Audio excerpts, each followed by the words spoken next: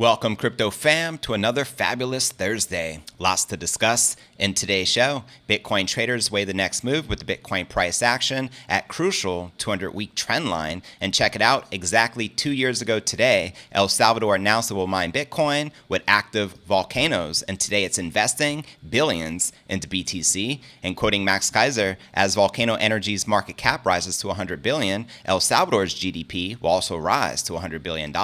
We got the power. And check it, Wells Fargo is limiting customer cash withdrawals now to $1,000 due to emergency conditions. The banks are running out of money. A reminder, not your keys, not your coins. Also in today's show, we're going to meet the judges that will preside over the Coinbase and Binance SEC lawsuits. And quoting Max Kaiser, Gary's got orders to wipe the slate clean of every crypto there is except Bitcoin, because Bitcoin is perfect money and decentralized beyond his reach, as he readily admits. We'll also be discussing SEC Gensler offered to serve as an advisor to Binance back in 2019, according to lawyers' claims. We'll also be discussing Kwon would serve prison in both U.S. and South Korea, according to the prosecutor. We'll also be discussing veteran trader Vays says Bitcoin's presenting a prime opportunity for the bulls. I'll be breaking down his outlook, as well as the MicroStrategy CEO Saylor recently discussed how AI, artificial intelligence, has become the fastest growing exponential technology since Bitcoin,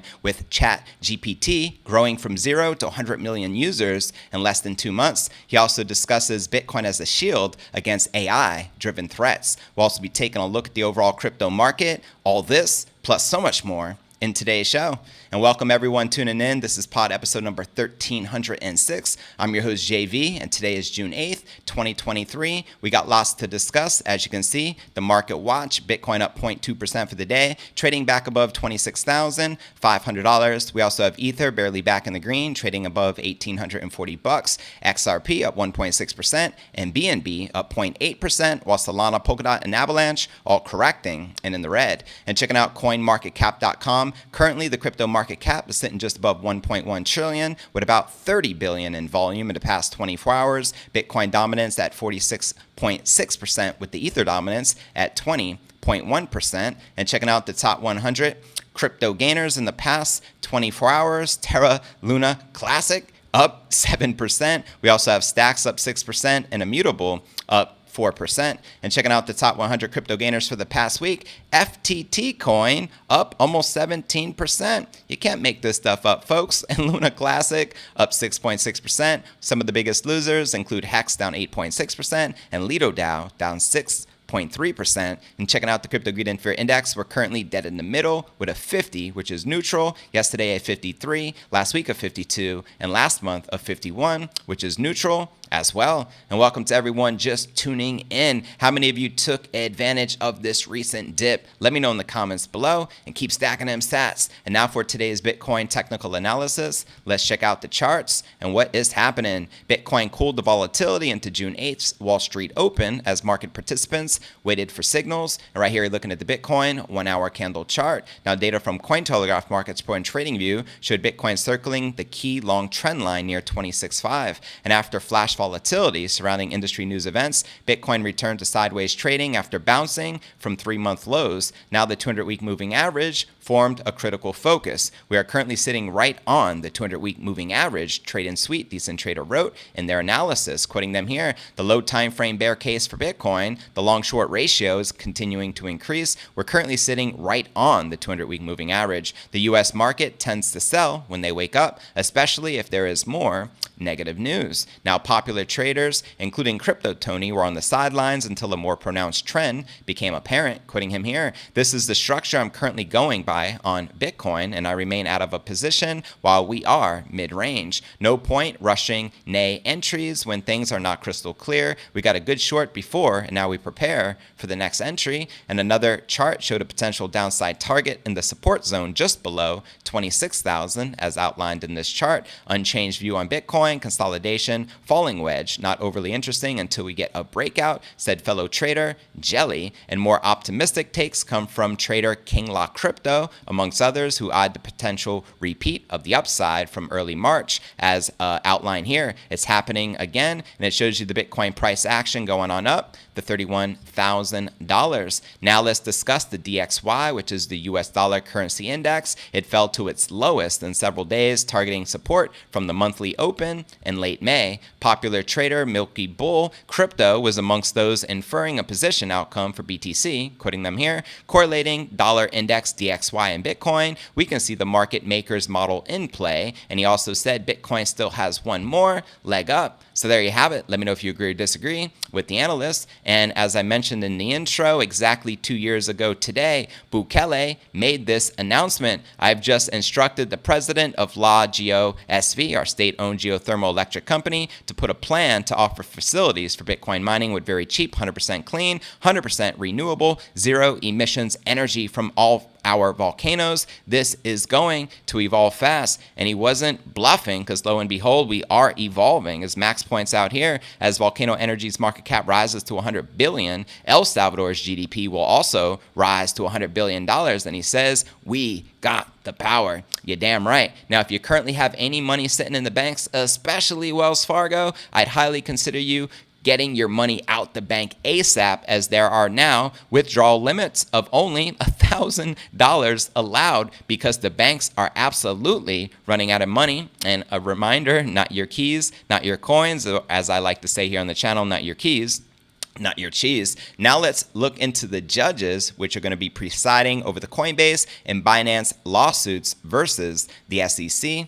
And yeah, lots to cover. Welcome to those just tuning in. Make sure to smash that subscribe button. Greatly appreciate it. Court filings revealed the names of the 2 U.S. District Court judges that will preside over the Coinbase and Binance lawsuits brought against them by the U.S. SEC. The case of SEC versus Coinbase will be heard by the District Court Judge Jennifer Reardon, and also District Court Judge Amy Berman Jackson will tackle the case of SEC versus Binance for the District of Columbia. Now, first, let's discuss SEC versus Coinbase. Regarding Reardon, age 53, was nominated by President Joe Biden to be the U.S. District Judge in January of 2022. Not a good look. She was confirmed by the Senate late last September, and while Reardon's tenure has been fairly short, she recently ruled on a crypto-related matter which involved a brush with Binance US. On March 27th, Reardon approved the US DOJ's emergency motion to temporarily halt a $1 billion deal between Binance US and the bankrupt crypto lending platform Voyager Digital.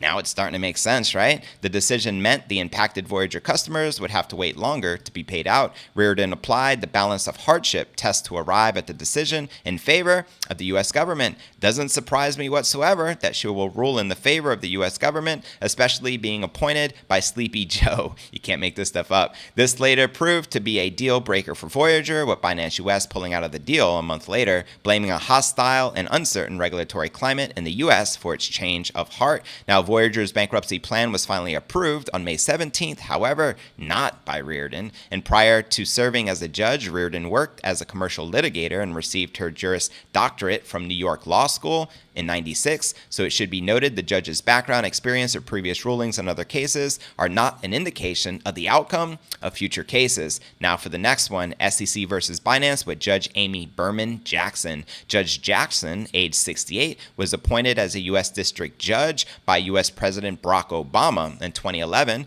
and prior to that, she received her Juris Doctorate from Harvard Law School. And while Jackson has provided opinions in 888 cases, it appears that none of them have been related to crypto-related disputes. Interesting, right? Now, she has, however, adjudicated on several highly political disputes in recent times. Jackson sentenced Paul Manafort Jr. and Roger Stone, former advisors and friends of former U.S. President Donald Trump, to 43 to 40 months imprisonment, respectively, over a series of charges related to the Russia investigation. In 2019, Trump shared negative sentiment towards Jackson and her decision, quoting the ex POTUS in this judge that put Paul in solitary confinement, something not even a mobster Al Capone had to endure. How did she treat crooked Hillary Clinton? Just asking. Very interesting, right? And in May, Jackson approved a motion filed by the U.S. Department of Justice to block a deposition of Trump that was related to 2 other lawsuits filed by former FBI officials. Now, the SEC sued Binance on June 5th, as you know, this week, and Coinbase on June 6th, the following day,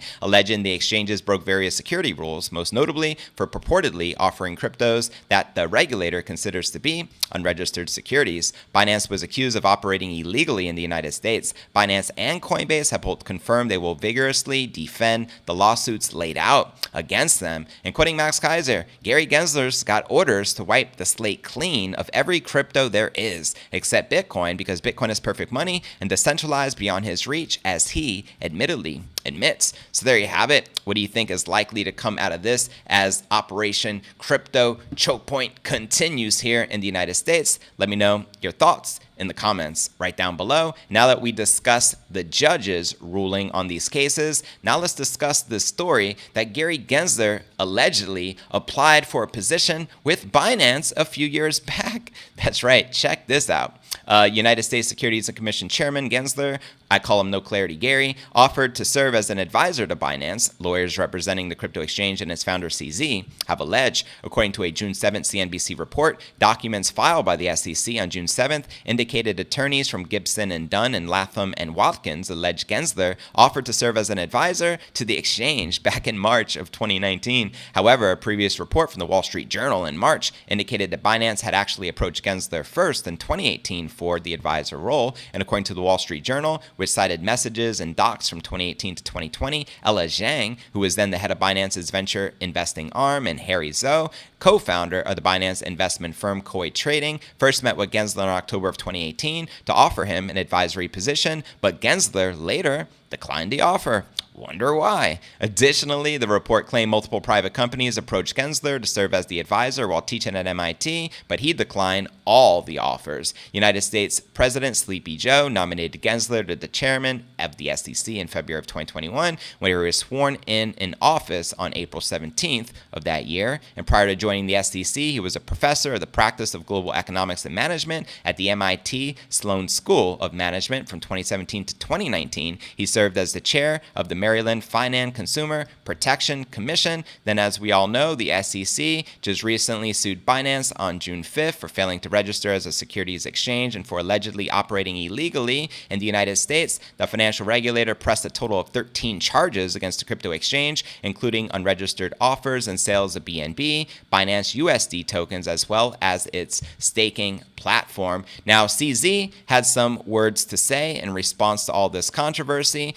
Cameron Winklevoss wrote, being sued by the SEC used to mean you probably did something wrong. Now it means you probably did something right. CZ responded, they didn't sue FTX. And he makes a great point. Why didn't the SEC sue FTX? Is it because Gary and the SEC was colluding with Scam Bankman-Fried? Great question. Let me know your thoughts in the comments right down below. And so many legalities going on in crypto right now. It is no joke. Next up, we're going to be discussing Kwon, allegedly going to be sentenced to prison, and he could be sentenced to prison in different jurisdictions as well. We'll break this down. Then we'll be breaking down the prime BTFD opportunity for the King Crypto as per veteran trader, followed by Michael Saylor's latest prediction, as well as the 1000x opportunity amongst us right now. And then we'll dive into some live Q&A. Let's get it. And welcome to everyone just joining us. Terraform Labs co-founder Kwon may be subject to multiple sentences in the U.S. and South Korea, according to a senior South Korean prosecutor heading the investigation. Understood that Kwon is currently serving house bail in Montenegro after having his bail proposal granted by a court on June 5th. Both Kwon and Terraform Labs chief financial officer Han Chang-jun are legally required to reside at his legal residence at this location while the decision about extradition is made. Speaking to Bloomberg's Dan Sunghan revealed that Kwon's extradition to South Korea made better sense when it comes to bringing justice or recovering the damages for victims. According to Sunghan, most of the basic investigation around the collapse of the Terra ecosystem was done in South Korea, and he further claimed local authorities have access to more evidence when compared to the American counterparts. Quoting them here, the most efficient way to get justice is to have the investigation and trial take place in South Korea. And Sunghan also stressed the fact that South Korean authorities have already indicted a number of Kwon's co-conspirators. However, when asked about the possibility of Kwon having to face a trial in both the U.S. and South Korea, he believed that such a scenario is an option. A convict is subject to multiple cross-border sentences when they are yet to be prosecuted for some of the crimes in one of the jurisdictions. Thus, Sung-han said if South Korean authorities don't account for all the crimes Kwon is charged with within the U.S., then the entrepreneur could potentially be sent to the U.S. for prosecution after serving his sentence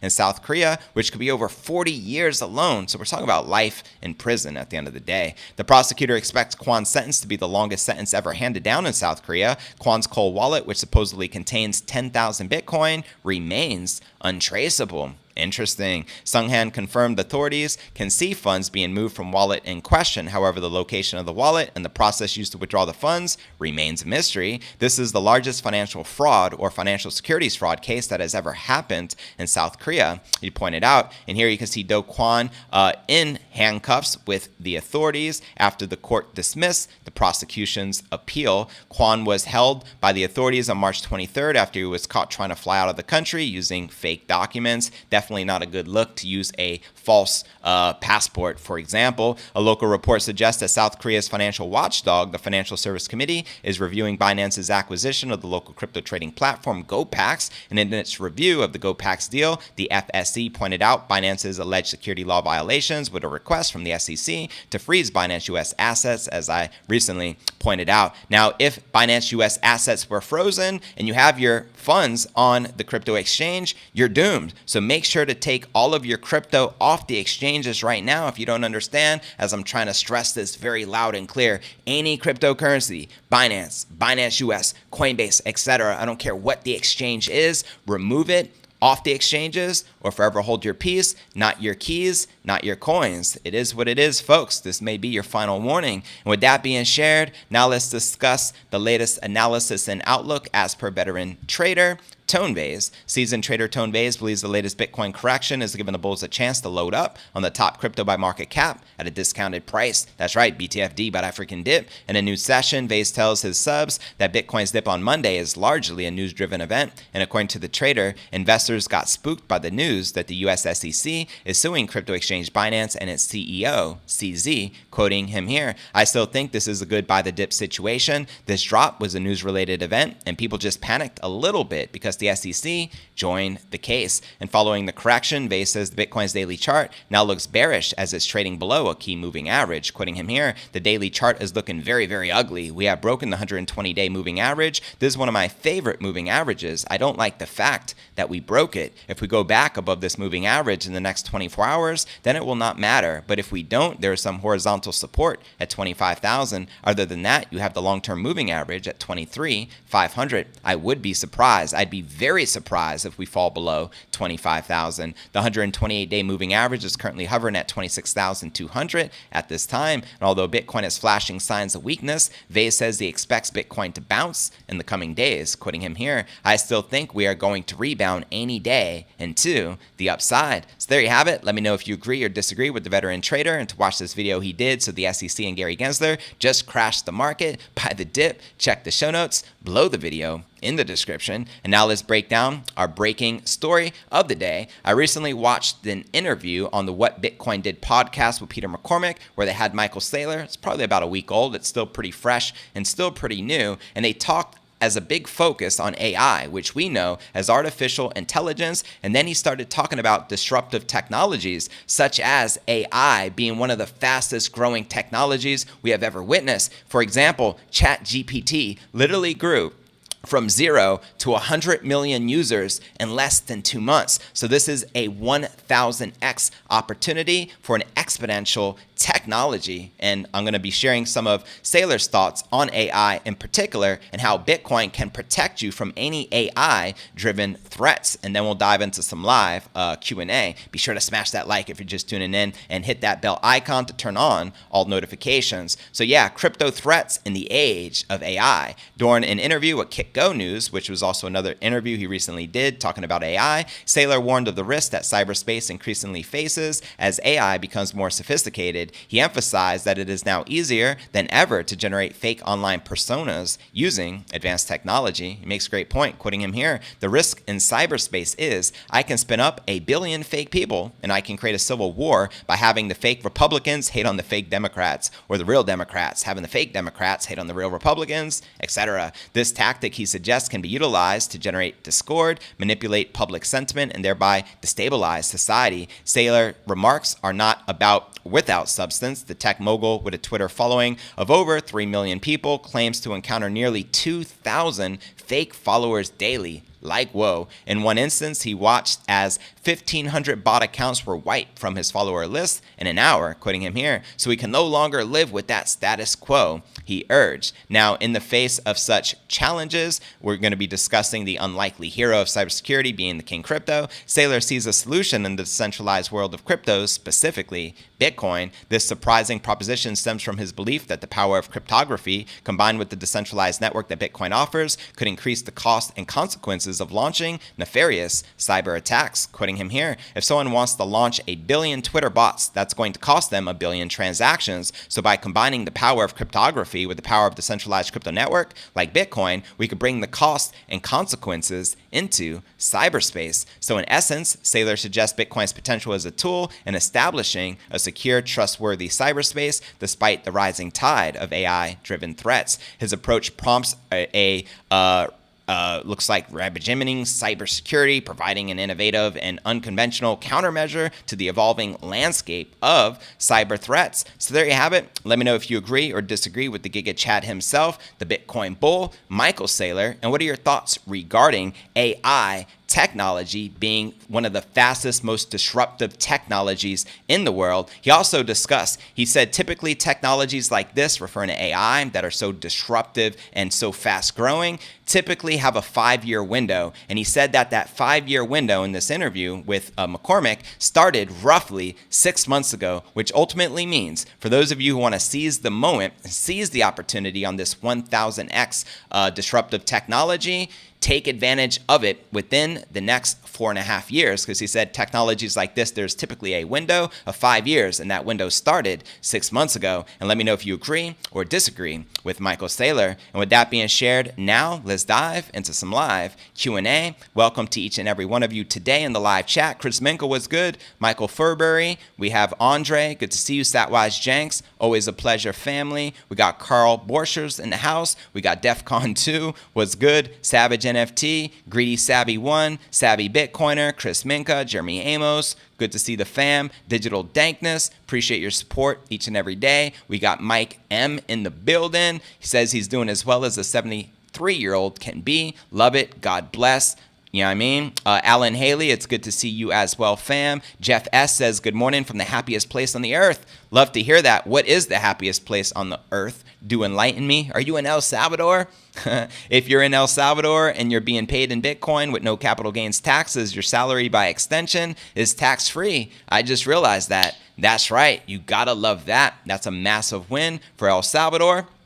Shout out to Bukele, Max Kaiser, Stacey Herbert, Samson Mao, and everyone doing God's work out there. Dankness reminds us to smash the like button. It's free and ethically hacking the YouTube matrix. Subscribe to turn on notifications to stay updated with the daily crypto news right here in Crypto News Alerts. Welcome to the family. 100%, I couldn't have said that any better. So I greatly appreciate that, Dankness. Much love and much respect as always. Jeremy Amos was good with you, my fam. Greedy Savvy 1, good to see you as well. 420 time. Always, you already know here on this channel, it's that time quite often, isn't it? It really pays to have friends in Washington. Gary Gensler never sued FTX, as pointed out by Savvy Bitcoiner. That's right. Isn't that interesting? What are your thoughts there? Why do you think the reason for that is? That was the biggest Ponzi scheme of all time. We're talking over $10 billion in customers' funds lost and gone, just like that, by Scam Bankman-Fried. No lawsuits? Interesting, right? Sign of the times. Goes to show you. You know what I mean? Today is a good day to be stacking sats. You already know. Never been better. Love to hear that. BTFD. take advantage of these dips. Hey, made it on time today. Good day to all. Savage NFT, appreciate you tuning in live. Yeah, I started a little later than earlier today, hence the importance to make sure you got notifications turned on. I don't always go live at 12 p.m. Eastern. Sometimes it's 1, sometimes it's 1:30, depending upon my schedule. So another important reason to turn on the notifications. Tone Vays bullish? Wow, miracles really do happen, says Carl. Tone has been bullish. Come on, man. Wells Fargo is too big to fail, so not worried. Well, it is alarming. I mean, what if you had, hypothetically speaking, 50,000 in a Wells Fargo bank right now, and you needed 10,000 right now for an emergency, and they said, sorry, make an appointment. The most we can get you is $1,000. What do? How do you even supposed to get your money back? You know what I mean? If they're unwilling to give it to you, does that mean for the next 50 days you got to go sit in a line at the bank requesting to receive $1,000? What if they run out of money altogether and then the following week they say, it was 1,000 last week, but unfortunately the limit for a deposit at this bank for this week is only $200. And there's countries around the world we've seen this happen where maybe they only allow you $50 a day. Who's to say this cannot happen in the United States? You know what I mean? Anything is possible.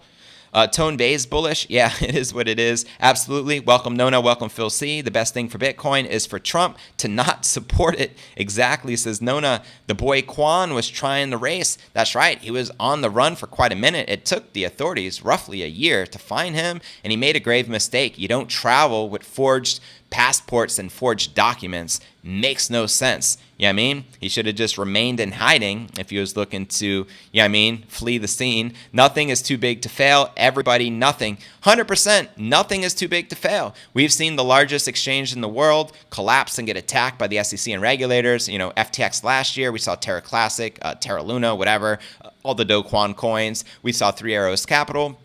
We saw BlockFi, and now this year we're seeing Coinbase, we're seeing Binance US, and the list goes on and on. Hope all is good. One love sailing with twins. Good to see you, fam. What's good? If AI was intelligence, it would be woke, says Chris Minka. And what are your thoughts on AI as a technology? Do you think it's going to get out of control and it could be the demise of humanity? Saylor also brought that up. He said AI could be the best thing for humanity, or it could be the destruction and death of humanity.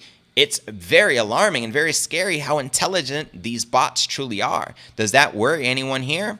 You know what I mean? Do you guys think of that at all? Let me know. Numbers are prime trust is going down, or the runners of the prime trust. Word up. You know what I mean? Economists of training LLM is like mining Bitcoin. Hate is the tool of the machine. RFK24, very good quote. What's going on, Trini? Good to see you, big dog. And we also have Big Koski here. What do we do, or what do we buy to get 1000x? So ultimately, Saylor was talking about, and I'll break this down again for those who are late to the party. He was talking about how ChatGPT, which is the AI super chat bot, I don't know if Microsoft or who the developers behind this is, but it grew from 0 users to 100 million users in less than 2 months. That's growth of a factor of 1000x. So when Michael Saylor was being questioned, he said, what are your thoughts surrounding capitalizing on this disruptive technology? And Saylor said, opportunities like this don't often come around. We had it with Bitcoin, and now with AI, it's a 5-year window, he said, which started roughly 6 months ago. So he's ultimately saying the window of AI right now for the next 4.5 years is humongous, potentially a lot bigger than Bitcoin ever was. So very bold prediction. He wasn't recommending to buy any particular coin, so I have to point that out. You all know he is all in Bitcoin maximalist on Bitcoin, but he does recognize the opportunity of AI, just like he recognized other, disruptive technologies and MicroStrategy over the years, for the past decade, mobile phones, things of that nature. So what are your thoughts, guys? Let me know. Bing's new implementation of ChatGPT asked me to try it, and it refused to talk to me after 3 questions about RFK. You for real? That's not a good look. Like Bitcoin, not Bitcoin. Bitcoin is too slow and expensive for this. So Saylor recommended using a security for this. Every coin besides Bitcoin is a security, according to him. No, Saylor's not recommending another Bitcoin. That's why I got to be very clear here. He was just talking about how disruptive AI is, and that we have a 5-year window to seize this 1000x opportunity, which is growing insanely fast. Again, less than 2 months from 0 to 100 million users, and AI is just getting started. You know what I mean? I didn't even really think nothing about AI until this year. Everyone started talking about it, especially in crypto. And you got these super chatbots. Now you have Elon Musk working on his own equivalent AI. So it is very interesting to see how this plays out, folks. Are you more scared of the future of AI, or are you more looking forward to it? Let me know. Do you think it'll be for the good of humanity, or it could be used for the death and destruction of humanity? Which way? Let me know, fam. Yeah, man, you already know. JB needs to stop giving Trump such a hard time. There is no reason for it. There is one important thing in life than crypto. Also, no comparison to Sleepy Joe or Biden. I'm just pointing out the facts, Steve. Obviously, I prefer Trump over Biden. I prefer anyone over Biden. But the two biggest factors, you're either against Bitcoin or you're pro-Bitcoin. Trump is obviously anti-Bitcoin because he works for the establishment. He should be anti-Bitcoin because the people that put him in power are anti-Bitcoin. Do you understand that? That's why he's pro CBDCs and central bank digital currencies. He works for the state. He's a puppet of the state. Don't believe all the lies. Biden, the same stance. So it don't matter if you got a Republican or a Democrat, if they have the same freaking policies. They're both anti-Bitcoin. They're going to attack crypto, you know what I mean? And they're going to be ushering in CBDCs, central bank digital currencies. So all I'm saying, if you're going to vote, in which I can't even vote for president of the United States, I live in Puerto Rico, we don't even vote for the president. But just saying, if I had the opportunity to vote, it'd be for a president which is pro Bitcoin and anti-CBDC, because CBDC to me is the enslavement of humanity and Bitcoin is the motherfucking antidote. Do you understand? And all the other things are, to me, irrelevant. That's the biggest factor. Bitcoin is the biggest factor of the 2024 election. You know what I mean? And for DeSantis, you have, who's the other one? RFK Jr. They're both pro-Bitcoin. You know what I mean? So to me, it's obvious. Vote for someone who supports, you know what I mean, freedom for humanity. Because if we don't have a president supporting it, we're freaking doomed. Like big time. You think it's bad here with Biden? Imagine what the next 4 years, what Biden may look like with an anti-Bitcoin president. You know what I mean? That's just my thoughts though, fam. Let me know if you guys agree or disagree. It's all good. My mom was very heavy set. She fell from the top of the stripper pole once. What? They also said she was too big to fail. Wasn't true. I see you got jokes. It's good both Binance and Coinbase both sued at the same time. There is no one left to sue. Only up from here. Great point, Steve. I like that. Coinbase is instant win. They are a public company. If they lose, SEC will get done for incompetence. Also like to point out Kathy Wood, the ARK Invest Fearless CEO. She went hard purchasing up Coinbase the same day of the lawsuit being announced by the SEC. So still the bulls are going to be bullish. Nothing has changed for the long term. You know what I mean? They're both anti-Trump equals, once Bitcoin, twice shy. But some people, it's just adultery. Digital ID is going to be a problem as well. Even with Bitcoin success, digital ID can tie everyone up. Facts. So much is in flux. It is terrifying, but thrilling time to be alive. That's right. Terrifying and thrilling at the same time. I guess that gives us some excitement here in life. RFK Jr. says, Qualaman, if you have to vote, red, choose Vivek or DeSantis. Other people running, we also have Dr. Shiva. I'm a big fan of him. He's running independent, so the likelihood of him winning very slim, but nonetheless, we also have Marianne Williamson. I'm not too familiar with Vivek yet, so I'll have to check him out. Is he also pro-Bitcoin and anti-CBDC? Please do clarify that with me stat-wise. Big shout out to DeSantis. I know, in my personal opinion, he's been doing a great job as the governor of Florida, opposing CBDCs and, supporting cryptocurrency and Bitcoin and freedom. At least, he preaches the right message. So, yeah. Anyways, fam, now for a recap of what I covered with you here in today's live show. We discussed the latest Bitcoin technical analysis as Bitcoin traders weigh the next move with the Bitcoin price action currently at the crucial 200-week trend line. We also discussed exactly 2 years ago today, it was El Salvador announcing it will mine Bitcoin with active volcanoes. So shout out to President Nayib Bukele. Today, we also discussed meeting the judges that will preside over the Coinbase and Binance SEC lawsuits. We also discussed SEC CNBC's Gensler, No Clarity Gary, was offered to serve as an advisor to Binance back in 2019, according to CZ's lawyers. We also discussed though Kwon could serve prison in both the US and South Korea, and it could be for life, according to the prosecutor. We also discussed veteran trader Vays says the Bitcoin is presenting a prime opportunity for the bulls and an excellent BTFD opportunity. And we also discussed Michael Saylor recently discussing how AI has become the fastest growing exponential technology since Bitcoin, with ChatGPT growing from 0 to 100 million users in less than 2 months. And we also discussed how Bitcoin could be held as a shield against AI-driven threats. But where do you feel the Bitcoin price is likely to go next? Let me know in the comments below, and I'll see you all tomorrow.